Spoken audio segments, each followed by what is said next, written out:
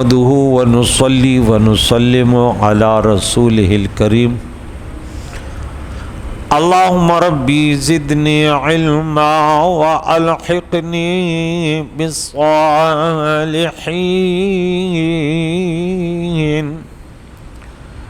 أعوذ بالله من الشيطان الرجيم.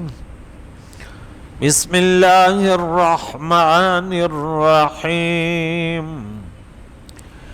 إلا تنصروه فقد نصره الله إذ أخرجه الذين كفروا ثاني اثنين إذ هما في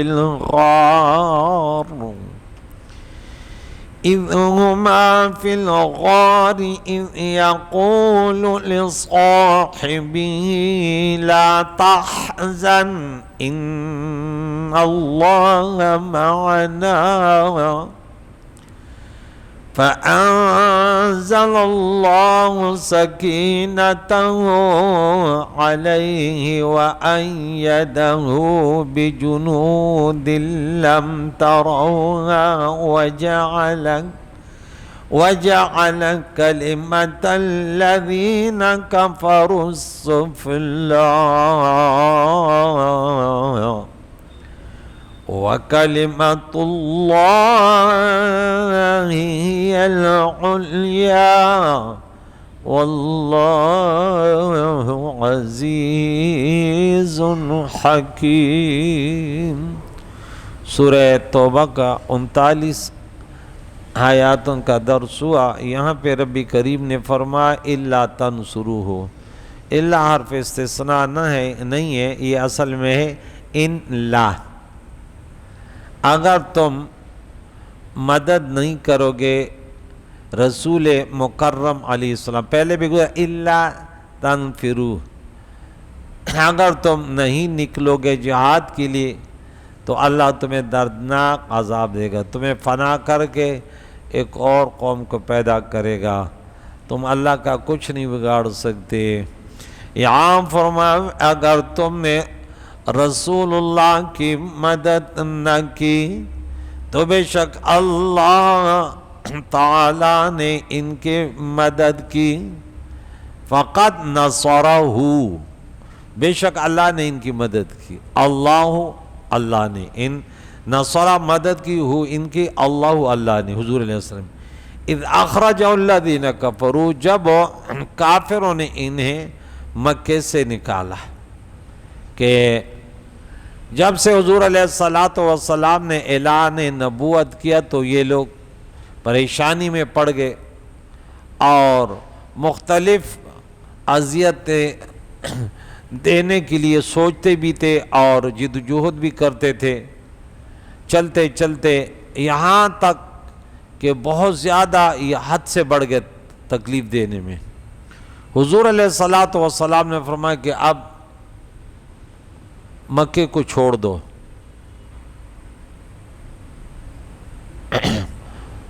مسلمان جہاد کے لیے تیار ہوئے، حبشہ کی طرف جا رہے ہیں. ادھر جا صدیق اکبر دونوں بھی گئے تھے، پھر واپس آ گئے تھے. حضور علیہ السلام نے پھر ان کو فرمایا کہ اب مجھے بھی اللہ کی طرف سے حکم آنے والا ہے. تو پھر صدیق اکبر رضی اللہ تعالیٰ عنہ نے تیاری شروع کر دی. 800 اشرفیوں کی 2 اونٹنیاں خریدی، قصوہ اور عدبہ. پھر یہ قصوہ جو ہے یہ خلافت صدیق اکبر رضی اللہ تعالیٰ عنہ کے دور میں یہ اونٹنی وفات پا گئی تھی، اور دوسری جو تھے حضرت عتبہ خلافت عمر فاروق کی. تو رب نے فرمایا کافروں نے کہ جب کافروں ان کو بے وطن کر دیا تھا، اب ہمیں یہ عقیدہ ہمارا ہے کہ کافر کبھی بھی حضور علیہ السلام کو نکالنے پر قدرت رکھتے ہی نہیں تھے. یہ قیامت تک آنے والوں کے لیے ایک اصول ہے کہ آپ نے کیا کیا کرنا ہے. اور دین کے لیے کتنی قربانیاں دینی ہیں. حضور علیہ الصلوۃ والسلام انسانوں میں آئے، انسان تھے، بشر تھے، لیکن ان جیسا کوئی انسان نہیں ہے. کمالات میں، صفات میں، علوم میں ان جیسا کوئی نہیں ہے. انسان نہیں بشر، انسان نہیں انسان، وہ انسان ہے. دین کی تبلیغ کی اب وقت آسان نہیں تھا. بعض لوگ کہتے ہیں ارے یہ سچائی کا دور نہیں ہے، یہ سب سے بڑا مکار ہے، غدار ہے، حرام خور ہے اور گرا ہوا انسان ہے جو کہتا ہے یہ سچائی کا دور نہیں ہے. کیا اس دور سے یہ خطرناک دور ہے؟ آپ تو ہماری آواز کوئی بھی سن سکتے، اگر ہم فریاد کریں کوئی بھی سن سکتے. کیا اس وقت کوئی سن سکتا تھا؟ کوئی بھی کسی کا دروازہ بند کرتا تھا، بند ہو جاتا تھا. ظلم و ستم کا بازار اس وقت گرم تھا. آج کیا ہے؟ آج تو ایک مظلوم عورت بھی پوری دنیا تک اپنا آواز پہنچا سکتی ہے. آپ تو وہ دور ہے کہ بالکل، لیکن ہم نے کا طریقہ سیکھا ہے. یہ سچائی کا دور نہیں ہے، یہ ایمانداری کا دور نہیں ہے، حق گوئی کا دور نہیں ہے. یہ سب فراڈی ہے، جھوٹے لوگ ہیں. یہ خود جھوٹا ہے، خود فراڈی ہے، خود حرام خور ہے، خود غدار ہے. اس لیے کہتے ہیں غداری کا دور ہے. اس وقت مشکلات زیادہ تھے، لوگ صرف یہی جانتے تھے تلواریں چلائیں اور لڑیں بس. سالوں سالوں یہی چیزیں. اب تو لوگ بہت آگے، سائنس نے ترقی کی، لوگوں نے کیا کچھ دیکھ لیا. تاریخ اس قدر کسی کو تھوڑی پتہ ہوتا تھا کہ کیا گزرا کیا نہیں گزرا. اب تو ہر کوئی جانتا ہے. آپ پڑھا لکھا نہیں ہے وہ بھی جانتا ہے کہ ظلم کیا ہے اور عدل کیا ہے. اس وقت کوئی پتہ نہیں چلتا تھا، نہ ٹی وی کے ذریعے خبر آتی تھی، نہ کتابیں تھی. کیا پتہ چلتا؟ بس جو جدھر تھا ادھر، کوئی پتہ نہیں ہے. انصاف کیا ہے، عدل کیا ہے، کس کو پتہ تھا؟ مشکل حالات تھے. حضور علیہ الصلوۃ والسلام نے اس مشکل وقت میں دین کا پیغام ایسے پھیلایا. مکے سے شروع کیا، چلتے گئے. اللہ کریم نے فرمایا یہاں تک کہ اب وطن چھوڑنا پڑا. کافروں نے انہیں اپنے وطن سے بے دخل کیا، جمع ہو گئے دار الندوہ میں. پشتو میں ایک پیارا شعر، وہ نعت ہے، میں جب ابتدائی دور میں بہت پڑھتا تھا. یوں وہ نعت تھی: مکہ معظم نہ پنجرت رسول روان دے، ڈیرا خوش کلاردا حکم ورت شویل جانب غنی سبحان دے، ڈکال اسرار دا نو ٹول دار الندوہ کی شورا جمع کافران نو پاسد ابو جہل اکڑ دارنگی اعلانا، کوشش دا مرگ پکار دے دا نبی آخر زمانہ، نو دے زمو خدایا نو تبد گوری دا بیان دے، نو خواستہ سو یاردا. اللہ کیا پیاری نعت کہ مکہ معظمہ سے حضور علیہ السلام ہجرت پہ رواں دوائیں. بڑا دشت و بیابان کا راستہ ہے. ایسے نہیں کہ یہاں سے نکلا تو کہاں گیا، وہاں نکلنا بڑا مشکل ہوتا تھا. ہاں آپ کس راستے تھے نکلے دیکھ لیتے تھے، اور گھوڑ سوار ہوتے تھے، جنگجو لوگ تھے. کہتے یہ حکم اللہ کا تھا. اس میں بڑے اصرار تھے اس ہجرت میں. حکم ورت شویل جانب غنی سبحان دے، نو ڈکل اسرار دا. ابو جہل کھڑے ہوئے، اعلان کیا، بولا ان کے قتل کے خلاف پروگرام کرو، یہ ہمارے خداؤں کو برا بلا کہتا ہے، تمہاری کیا رائے؟ پھر آگے کہنے لگے سحر منزل کو رچ رازے نبی سلطانا دترو پری گزارو کڑی چشوتر پاراما ٹولو اوے خدا داس کار منگت آسان دے او خامدہ شردہ. صبح نماز کے لیے آئے گا ہر قبیلے سے دو افراد اسلحے کے ساتھ، تلوار نیزہ کے ساتھ، جیسے نماز کے لیے آئے تلوار کر دینا. کس سے انتقام لے گا؟ آخر اسی پہ راضی ہوگا کہ دیت لیں گے. 100 افراد مفسرین نے لکھت تیار بیٹھ گئے. 100 افراد. اچھا اس میں شیطان بھی بیٹھا تھا. وہ بولے میں نجد آیا ہوں، وہ شیخ نجدی، وہ جو بھی پہلے بہت سارے مشورے ہوئے نا، کوئی کہتا تھا ان کو بند کر دے، بولے نہیں ان کے چاہنے والے بڑے تیز، وہ چھڑا دیں گے. اور کوئی کہتا نہیں اس کو جلاوطن کر دے، تو پھر وہ نجدی بیٹھ جاتا تھا شیطان. کہتے نہیں یہ جہاں بھی جائے گا وہاں پہ لوگوں کو تیار کر لے گا. بڑے اللہ نے اس کو قوت گویائی دی ہے، جہاں بھی جائے گا تمہارے خلاف کارروائی کر کے حملہ کر دے گا. جب پھر یہ معاملہ، جب یہ بات ہوئی نا، ابو جہل نے کہا پھر یہ کرتے ہیں، اس نے بولا یہ بات صحیح ہے. اب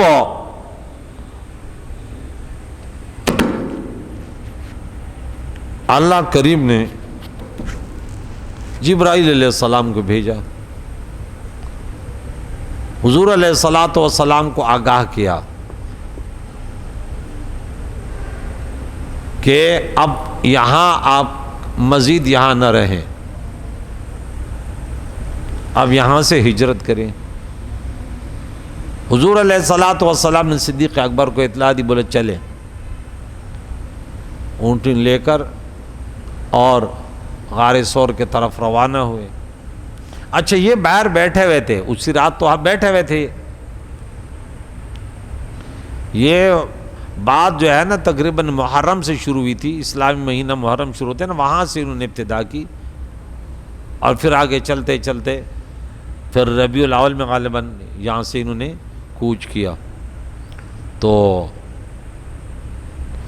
حضور علیہ السلام نے سورہ یاسین شروع کیا، غالباً 9 آیتیں مبارکہ پڑھی اور ایسا ریت اٹھائی ان کے سر کے اوپر ڈال دی، انہیں پتہ ہی نہیں چلا.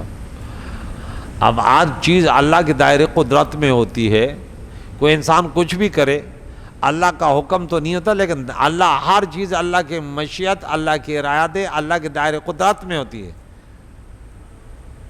اب اللہ کا ارادہ نہ ہے تو آگ جلا نہیں سکتی، پانی ڈبو نہیں سکتی. ہر چیز اللہ کے مشیت میں ہے، ارادے میں ہے، قدرت میں ہے. بعض لوگ کہتے ہیں اللہ کے حکم سے نہیں، حکم نہیں. اذن بولو، ارادہ بولو، قدرت بولو، مشیت بولو، قبضہ بولو، علم بولو، یہی چیزیں ہیں کہ اس میں ہے. یہ نہیں بولو کہ ہر چیز اللہ کے امر سے، نہیں، امر نہیں ہے. اللہ نے تھوڑی کسی کو حکم دیا کہ تو قتل کر، تو فساد کر دیا کر، لیکن وہ چیزیں بھی اللہ تعالیٰ کے دائرے قدرت میں ہے. حضور علیہ السلام یہاں سے نکلے غارے. اچھا صدیق اکبر رضی اللہ تعالیٰ عنہ کبھی آگے کبھی پیچھے جا رہے ہیں. حضور علیہ السلام پوچھا کیا ماجرا ہے؟ بولے نہیں، خوف ہے، پیچھے سے کوئی حملہ نہ کر لیں، دائیں طرف سے کوئی بائیں طرف سے، کوئی آگے مورچہ زن نہ ہو. غمگین تھے، بڑے افسردہ تھے. اب یقیناً ایک مشکل گھڑی تھی کہ اللہ فرماتا ہے کہ اللہ نے ان کی مدد کی، ورنہ ایک پورے شہر اور پورا انتظام ہوا ہے، کیسے انسان بچے؟ وہ دور میں نے بتایا کہ کیسا دور تھا، وہاں بچنے کا کوئی تصور ہی نہیں ہے. اور حضور علیہ السلام کو اپنے کندھوں مبارک وہ بعض روایت میں کہ وہ ایسے پاؤں کے پنجوں پہ چلتا تھا تاکہ میرے پاؤں کے نشان نہ ہو جائے۔ پھر اس کا جو غلام ہے وہ وہاں پہ بھیڑ بکریاں لے کے چراتا تھا، دودھ دیتا تھا، حضرت سلمان نے کھانا، وہ 3 دن تک وہ لگاتار یہ سلسلہ چلتا رہا۔ اور حضور علیہ الصلوۃ والسلام جب یہ غار ثور میں پہنچے، اس غار ثور یہ یہاں پہ روایت ہے کہ یہ اس کا نام جو ہے غار ثور کیوں ہے، اس پہاڑ کا نام ثور، جبل ثور کیوں کہتے ہیں، اس کا بھی کہ ایک بار اس پر ایک شخص ثور بن عبد منات نے قیام کیا تھا، اس کے طرف نسبت ہے، اس جبل ثور، اسے جبل ثور کہتے ہیں، جبل پہاڑ، ثور اس کا نام ہے، تھاور جیسے جبل طور، کوہ طور، اور اس غار کو غار ثور یعنی اس پہاڑ کا غار، سرنگ، اس پہاڑ کا اصلی نام اتحل ہے، کیا ہے؟ روح البیان نے لکھا۔ حضرت علی کرم اللہ وجہ الکریم کو حضور علیہ الصلوۃ والسلام نے سب چیزیں سپرد کر دی کہ یہ صبح، کیونکہ انہوں نے یہ تو نہیں بتایا تھا کہ جیسے اب میں نے ابھی ایک نعت پڑھی نا کہ انہوں نے بولا جب نماز سے آئے گا تو حملہ کرنا، اب وہ جب صبح آئے تو دیکھا وہ تو حضرت علی کرم اللہ وجہ الکریم ہے کہ وہ کہاں گئے، پھر یہ بھاگ دوڑ لیں، پھر وہ جو کھوج لگاتا ہے اس کو لائے، اچھا وہاں تک وہ لے گئے، لیکن وہاں جب دیکھا تو وہاں تو وہ مکڑی کا جالا ہے، وہ کبوتر کے وہ ہیں، اس کبوتری کے بارے میں بھی بہت سارے وہ ہیں، قیامت تک وہ برکت والی ہے۔ اچھا پھر اس جو صدیق اکبر رضی اللہ عنہ غار کو صاف کیا، پھر وہ واقعہ جو سانپ والا ہے اس میں بھی عجیب عجیب سے، اس میں کافی سارے معجزات مفسرین نے ذکر کیے ہیں، لیکن جب حضور صدیق اکبر رضی اللہ عنہ نے حضور علیہ الصلوۃ والسلام کو آرام کے لیے آپ گود میں اس نے سر رکھا تو اس کے انگوٹھے پر جب سانپ نے ڈھسا اور زہر پھیل گیا تو آنسو بہے، تو پھر حضور علیہ السلام نے فرمایا کہ کیا ماجرا ہے، تو بولا سانپ نے ڈھسا، حضور نے دم کر دیا، صحیح ہوگا۔ اچھا اس میں یہ واقعات آیا ہے کہ عبد الرحمن یہ تو پہلے پیدا ہوئے اس صدیق اکبر کو، اس کے بعد جو بیٹا پیدا اس کا نام ہے محمد بن ابی بکر، تو اس کے بعد ان کے بھی اس انگوٹھے میں، دائیں انگوٹھے میں وہ نشان تھا سانپ ڈھسے کا، کالا نشان۔ تو جو دونوں طرف سے صدیقی ہوتے ہیں، ماں کے طرف سے بھی صدیقی ہے اور والدہ کی طرف صدیقی، تو ان کے دائیں اور بائیں دونوں انگوٹھوں میں وہ نشان ہوتا ہے۔ اچھا اس کو سانپ نہیں ڈستا، زہر اس پر اثر بھی نہیں کرتے۔ اگر والد کے طرف سے تو پھر اس کے دائیں پاؤں میں وہ نشان ہوگا، اور اگر والدہ کے طرف صدیقی تو بائیں پاؤں میں وہ نشان ہوگا۔ اللہ کی قدرت ہے۔ مفسرین یہ مفسر کہتے تھے میں نے خود پریکٹیکل پھر دیکھا تو ویسی کہ صدیقی دیکھا تو وہی نشان ہے۔ صدیق اکبر رضی اللہ تعالیٰ عنہ نے کس قدر، یہاں پہ تفسیر جب آپ پڑھتے ہیں نا آپ کو بہت سارے مسلمان نام کے مسلمان ہیں، برن مسلمان نہیں ہیں، اس قدر خطرناک تعویلیں کرتے ہیں، اس قدر صدیق اکبر رضی اللہ تعالیٰ عنہ کے خلاف اتنی شان جو قرآن خود بیان کرے، کتنی آیت مقدسہ، وہ آیتیں بھی لکھی لیکن ہمارے پاس تفسیر کا وقت نہیں ہے، اور اس کے باوجود بھی وہ کہتے نہیں کہ حضور نے اس لیے وہاں پیچھے نہیں چھوڑا کہ یہ انہیں ہمارے پیچھے لگا دے گا۔ ارے کیسی بات ہے یار، ایسی کوئی بات کرو جو عقل میں تو آئے، کیسی باتیں کرتے ہیں۔ صدیق اکبر رضی اللہ تعالیٰ عنہ وہ ذات ہے کہ اپنے آپ کو سانپ کے سامنے ڈھسنے کو تیار رکھا۔ اللہ اکبر، جتنی قربانیاں ہو سکتی تھی انسان کے بس میں ہوتی وہ سب سے پہلے صدیق اکبر نے دی ہے۔ 40,000 دینار تھے اس کے پاس، اور ایک ایک کر کے الانفاق علیک یا، میں اپنے پیسے جب یا رسول آپ پر لگاتا ہوں تو ہاں، اور میری بیٹی آپ کے نکاح میں یا آپ کے چہرے کو دیکھنا یہ میرے کائنات میں سب سے پسندیدہ وہ ہے۔ شان صدیق اکبر پہ الگ وہ تقریر کروں گا انشاءاللہ، اس موضوع پہ کروں گا، ٹھیک ہے نا، اس کی شان دلائل سے بیان کریں گے۔ میں ہمارا صبح کا درس جو چلتا ہے اس میں سورہ نور میں وَلَا يَعْتَلِ أُولِي الْفَضْلِ مِنْكُمْ، اس پر بھی ہم بیان کرتے. شان صدیق اکبر، وہ تو سورج کے طرح ہے یار. انبیاء کے بعد سب سے بڑا مرتبہ مقام شان صدیق اکبر ہے.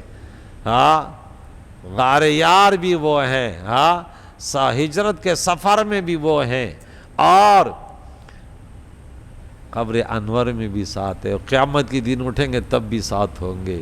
ہاں کبھی الگ نہیں ہوئے. کیا شان والے ہیں. ثانی اثنین، دراغال کہ وہ دو میں سے دوسرے تھے. ثانی دوسرے، اثنین دونوں، یہ دو تھے نا، حضور علیہ السلام دوسرے تھے. اذ ما فی الغار، جب یہ غار سور میں تھے. کتنا پیارا واقعہ ہے غار ہجرت کا سفر. مشکل حالات تھے. اللہ تعالیٰ میں بتاتا ہے کہ دیکھیں دین کے لیے قربانیاں دینی پڑتی ہیں، اپنے خاندان کو بھی چھوڑنا پڑتا ہے. دین ایسا نہیں کہ ہم نے سمجھ رکھا کہ بس ہاں یہ تو محلہ داری ہے، کوئی کچھ بھی کرے. دین کو آگ لگا دو، رسول اللہ کے سنتوں کی پرواہ نہ کرو. ارے قرآن پڑھتے تو کبھی ایسے نہ کہتے. اذ یقول، جب فرمایا حضور علیہ السلام نے، اللہ فرماتے لصاحبی، اپنے صحابی سے. قطعی طور پہ حضور علیہ السلام صدیق اکبر کی صحابیت قرآن سے ثابت ہے. لا تحزن، غم نہ کرو، غمزدہ نہ ہو.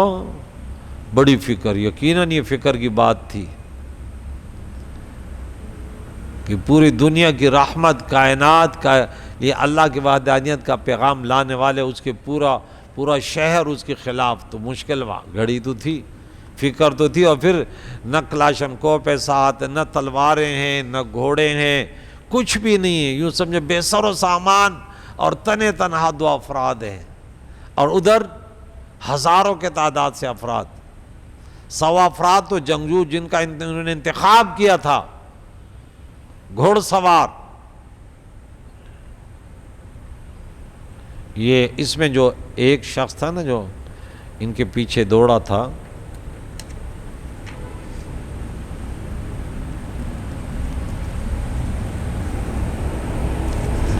وہ کس قدر طاقتور اور جنگجو شخص تھا.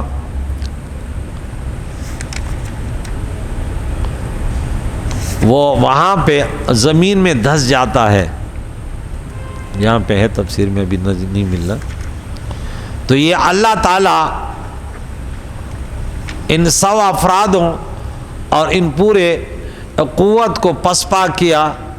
اور رب فرماتا ہے کہ حضور علیہ الصلاۃ والسلام نے جو کلمات دہان اطہار سے نکالے، وہی کلمات اللہ کو اتنے پسند تھے قرآن کا حصہ بن گیا.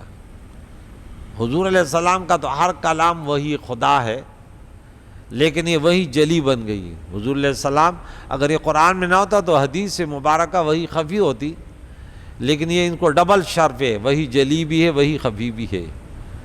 فرمان نبی کا، اور ایک ہوتا ہے فرمان اللہ کا ہوتا ہے، بیان حضور کر رہے تھے، اس کو کہتے ہیں حدیث قدسی. حدیث قدسی ہوتا ہے. لیکن یہ کبھی سنا کہ فرمان نبی کا ہے اور بیان اللہ کر رہا ہے؟ کہ اپنے ساتھی سے ہم نے اپنے سفر کو کس انداز سے تسلی دے رہے، پرواہ نہیں ہے.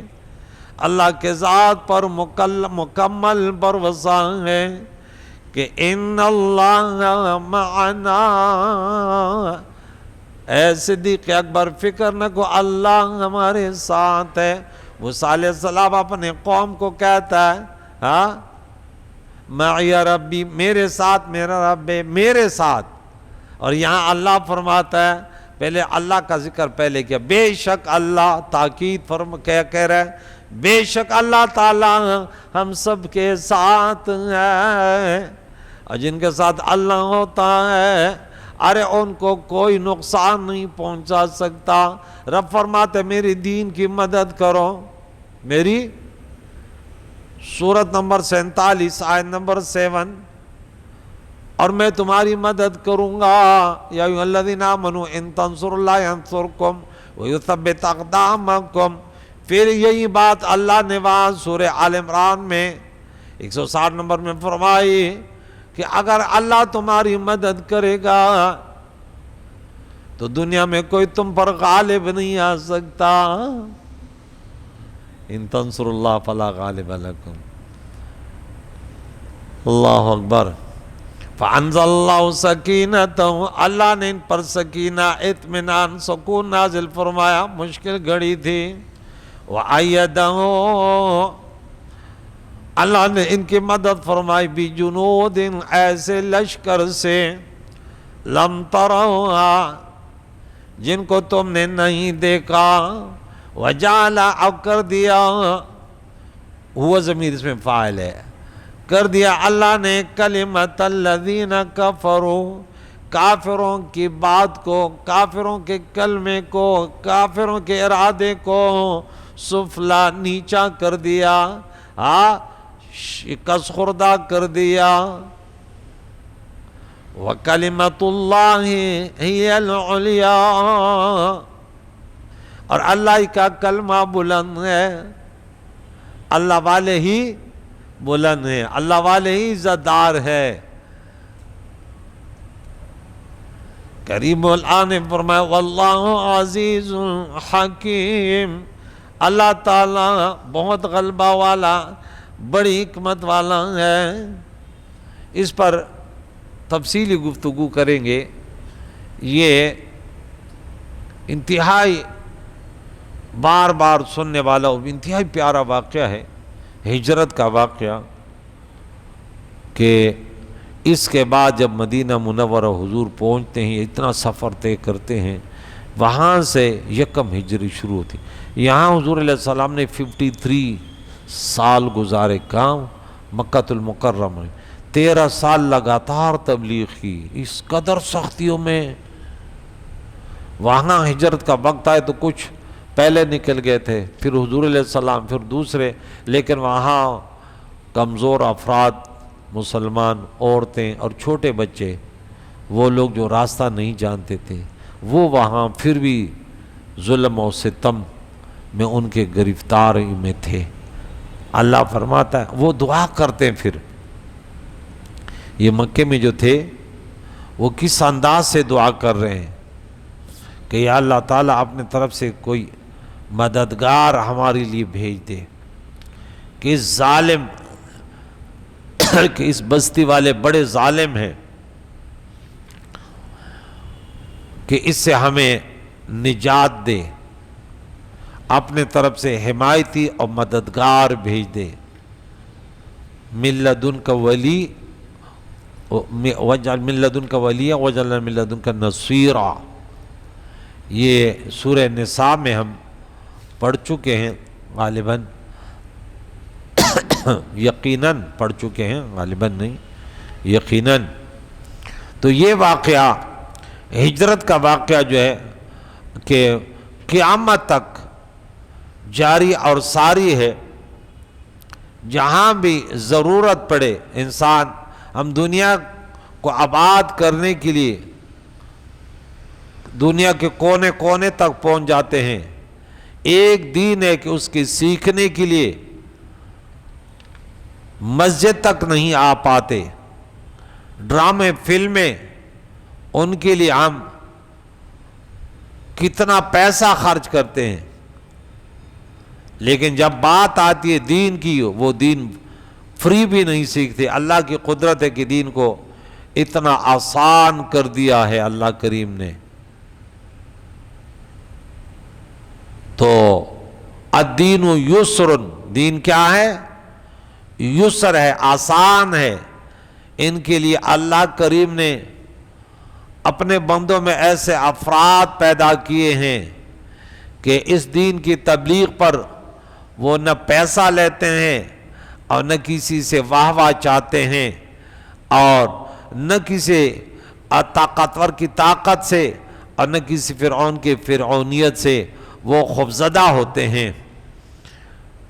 کریم مولا سے دعا ہے ہمیں، یہ وہ آیت ہے جو میں ڈھونڈ رہا تھا، اب سامنے آ گئی، وَمَا لَكُمْ لَا تُقَاتِلُونَ فِي سَبِيلِ اللَّهِ۔ اب فتح مکہ کی ترغیب دلا رہے ہیں، حالانکہ وہ کمزور مردوں میں سے اور عورتوں اور ان بچوں میں سے جو کہتے ہیں ربنا اخرجنا من هذه القرية الظالم اهلها، اس بستی سے جس کے بسنے والے بڑے ظالم ہیں، تو کچھ یہ رہ گئے تھے، باقی کوئی پہلے حبشہ چلے گئے تھے پھر یہ مدینہ، لیکن پھر بھی وہاں پہ آباد تھے۔ وَاجْعَلْ لَنَا مِن لَّدُنْكَ وَلِيًّا، اپنے طرف سے کوئی ولی بھیج دے اور اپنے طرف سے کوئی مددگار بھیج دے۔